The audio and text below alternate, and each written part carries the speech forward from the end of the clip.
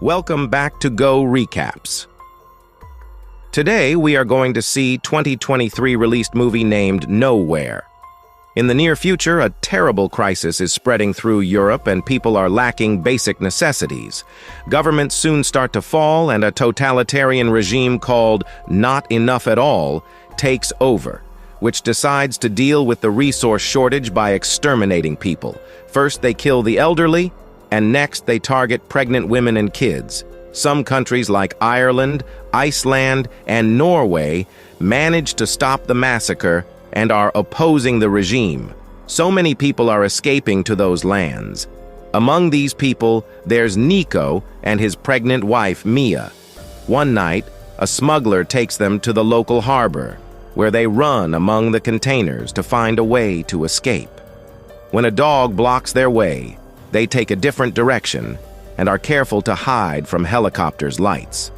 They can hear the police arresting some runners, but they manage to get past them and find another smuggler that asks for more money. They've already paid a lot, so they have no choice but to give him their wedding rings. Then the couple enters the back of a truck with a bunch of women that are also escaping with their kids and even a dog. Mia removes the bandage that was hiding her belly and is worried because she hasn't felt the baby move in a while. However, Nico teaches her where to find the spot with the baby's foot because that's where the child always kicks. He also gives her a Snickers bar that he's been saving to eat when they get to Ireland as a little celebration prize. After one of the refugees uses a drill to make a hole in the truck and allow the light in, Mia watches the other children and feels guilty because she and Nico left their first child behind, but Nico reminds her that the soldiers took her away, so it means she's dead. After only a few hours of traveling, the truck makes a stop to pick up more refugees. The people quickly rush inside and the truck gets too crowded, so the smuggler announces they'll split the group in two, leaving the women and children here, and the men will go in another vehicle. Nico tries to explain he was already in this truck with his wife from before, but he's ignored and taken away. The doors are closed and Mia has to watch through a hole how her husband is gone, so she uses her phone to contact him. Nico tells her not to worry because the trucks are going in the same direction, so they'll reunite later. For now, she must save battery and keep an eye on their things. As the truck continues traveling, Mia watches the outside world through the hole, being disturbed by the violence on every corner. Soldiers kill rioters without mercy, and women are taken away in cages as if they were cattle. Sometime later, the truck stops when they arrive at a checkpoint, and all the women rush to hide at the back. The driver presents papers to show he's transporting cargo, but the soldiers open the truck to check anyway. At first sight, they only see a few boxes because the refugees are hiding behind a fake wall. However, the leader is suspicious and sends one of his men inside, asking him to go as far as possible and shoot at the side wall. The guy does so, and by seeing the difference in distance, the leader can tell there's a hidden compartment, so he goes inside with a bunch of his soldiers and asks the women to come out. Fearing the worst, Mia climbs on top of the crates right before one of the women opens the fake wall. The leader immediately kills her, and the other soldiers open fire to murder the whole group, while Mia is splattered with their blood. By the end, the only ones standing are the dog and a little kid. The dog gets to run away, but the soldiers make sure to kill the kid too. After they're gone, Mia cries and sends her husband a message, telling him to hide. A few hours later, the truck makes it to another harbor, and the container is moved to be taken away on a ship. Mia tries calling Nico, but he doesn't pick up, so she just leaves another message saying the ship is taking her away. Then she checks the things in her bag and turns on a light before falling asleep. Sometime later, Mia wakes up when the container starts to shake. Through the holes left by the bullets, she can see the sailors running around because a fierce storm is trashing the ship. Mia begins yelling for help as the shaking makes her roll all over the place, getting hurt until a sudden landing knocks her out. Moments later, Mia wakes up and discovers water is getting into the container through the holes. When she looks outside, she discovers the ship sank, and now all the containers, including hers, are floating in the middle of the sea. She starts panicking and tries to call Nico, but her phone got smashed and it doesn't work. Then she tries an extra phone she brought in her bag, but she doesn't know the password to make it work. After checking that the baby is fine, Mia notices water keeps getting into the container, so she begins opening the crates to find something she can use. Unfortunately, they only have stuff like plastic containers, televisions, alcohol, and earbuds. She also finds a bunch of hoodies and puts one on. After looking around, she begins picking up all the things that fell from her bag, including some tape and a Swiss Army knife. After putting tape on the holes to slow the water down, Mia finds her diary and finds comfort in a picture of her family. Suddenly, she hears some screaming and looks through the hole to notice a container slowly sinking with people inside. A desperate Mia begins screaming Nico's name and puts her SIM card in the working phone. But Nico won't pick up and the container sinks, so Mia has a breakdown. For the next few hours, Mia keeps trying the phone to no avail. By the time night falls, she grabs the knife because she's thinking of ending things, but suddenly she feels the baby move. Mia decides to live for the baby and goes to sleep while hearing the whales singing outside. Moments later, Mia notices a hanging crate shaking and moves out of the way right before it falls. However, this causes water to start filling the container at great speed, and Mia thinks she's about to drown, only to suddenly wake up and realize it was just a nightmare. She discovers the tape came off, and the water is getting worse. So she pushes a crate under the hanging one and releases it with her knife, only to find even more plastic containers. At first, she's frustrated, but they give her an idea. She removes the rubber from the lids and uses it to cover the lower holes. Then she takes a hose from a machine in one of the many crates and puts it into another hole to take out the water through it. She also moves 2 crates against the wall so she has a place to lie down, and marks the water levels with more tape, counting down the days until it reaches the limit. After trying the phone again to no avail, Mia puts up some wires from the earbuds and hangs the photographs from her diary so they can dry. Then she checks her supplies, making sure to ration her water bottles and her food correctly. She also discovers that the drill and lighter that were dropped by other people are still working. Suddenly, her phone gets a call from an unknown number, and Mia answers to find out it's Nico. He couldn't answer before because his battery died, and he's alive because the other driver had scammed them. Instead of taking them to the harbor, he abandoned the group outside the city. Mia tells him what happened to her, and Nico promises he'll rescue her. But for now, she must continue to save the battery and to survive for their child.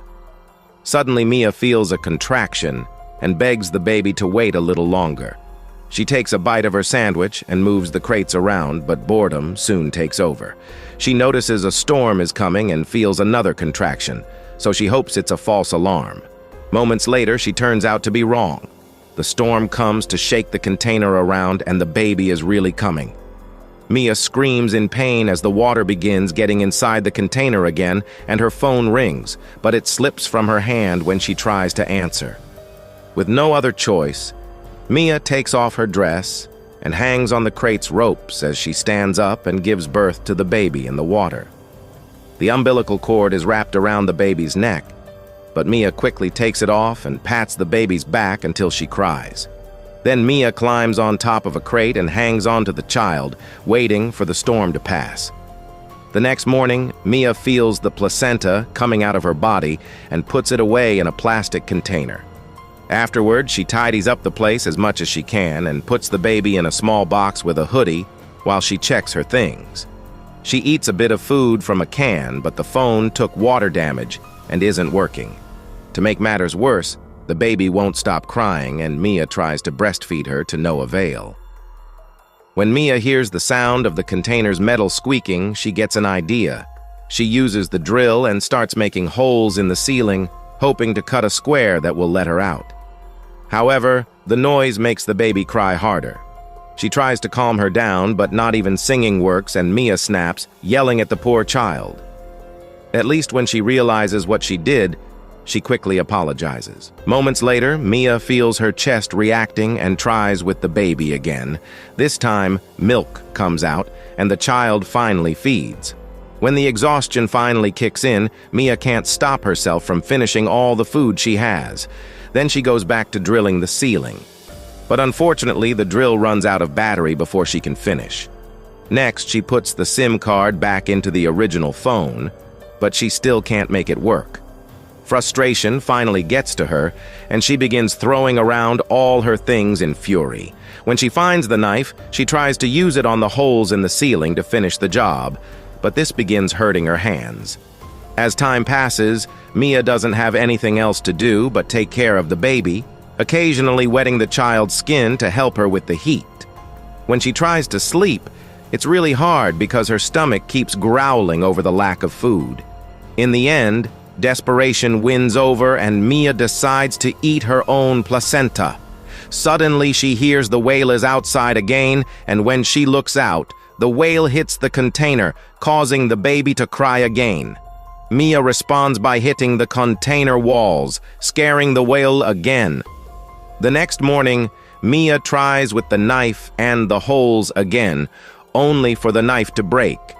The phone is still not working, and Mia has to drink the last of the clean water. Feeling dizzy because of the heat, Mia picks some seawater and throws it on her head. Then she begins licking water drops from the ceiling. Unfortunately, this makes her sick after a few minutes. The dizziness just gets worse with time, and Mia suddenly sees a paper plane landing on her legs. At that moment, her first daughter appears, blaming her mother for her death at the hands of the soldiers. Mia cries as Nico appears next to her too, reminding her it wasn't her fault. When Mia wakes up from this dream, she's feeling better because it's finally raining and water is falling through the holes. Mia makes sure to drink some water and collect as much as she can in the plastic containers. She also grabs the can, but when the lid breaks, she gets an idea. The rope from the crates is put through the holes in the ceiling, and Mia starts pulling down until she finally gets to open a hole that allows the sunlight inside. Afterward, Mia climbs on top of the container and confirms there's no land in sight. She and the baby sleep up there to get fresh air, and when it's time to change the baby, Mia throws the dirty hoodie into the water. This attracts the attention of a bunch of fish, so Mia rushes to grab some rope and a piece of metal to try fishing. No matter how much she tries, though, she can't hit a single fish. After she gives up, she suddenly notices a plane flying by and immediately rushes into the container to break a television, getting a piece of its screen. Then she climbs back out, but in her hurry, she accidentally hurts her leg. Ignoring the pain for now, she uses the screen piece to reflect the sunlight, but the plane doesn't see her and goes away. A disappointed Mia returns inside the container and uses some wires and small metal pieces to stitch her wound. It's a very painful process, so she tries to make it easier with alcohol. Afterwards, she sees the hundreds of earbuds and gets another idea. With the wires, she begins making a net. Once it's done, she throws it in the sea with a dirty cloth and finally gets to trap some fish, which she immediately eats raw. For the following days, Mia works hard on her survival. She keeps removing the water from the container using the hose, and she keeps fishing successfully with the net, putting away lots of fish in the plastic containers. She also takes paper sheets from her diary to write a bunch of SOS notes and puts them inside containers as well, which she throws into the sea with the hope somebody will find them. One afternoon, Mia shows the baby all the pictures of the family and decides to name the child Noah after her grandmother, which is the name Nico wanted. She also shows her a picture of her sister, sharing the story of how the soldiers took her and how she still blames herself for it. Later in the evening, Mia notices Noah is getting cold, so she uses some alcohol and a lighter to start a fire. In the middle of the night, Mia hears something hitting the wall and comes out to discover it's just a plastic container. At that moment, her phone begins ringing, and she's delighted to hear Nico's voice, but unfortunately, he has bad news. He tried to steal a boat, but he was seen by the soldiers and got shot. Right now, he's hiding, but he's slowly bleeding out, and he doesn't have much time left. Nico's called to say goodbye and make Mia promise she'll survive. So Mia puts the phone next to Noah so he can talk to her and hear her cute little noises. After Mia and Nico tell each other, "I love you," her battery dies, and the wind puts out the fire as she cries. It's then revealed that Mia still has the Snickers bar, which she's saving for the end of her journey as promised. On day 26, Mia is about to lose it. There are drawings and rants on paper sheets taped all over the container walls, which is about to reach the water limit, so Mia and the baby are now living on top of it. Mia also is using the crate wood, the plastic containers, and the rope to put together a raft.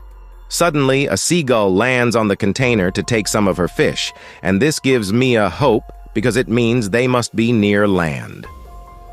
Later in the evening, Mia manages to start a new fire and gets a sail ready for her raft. Suddenly, she hears a noise inside the container, and realizing it'll sink soon, Mia dives in to gather all her pictures.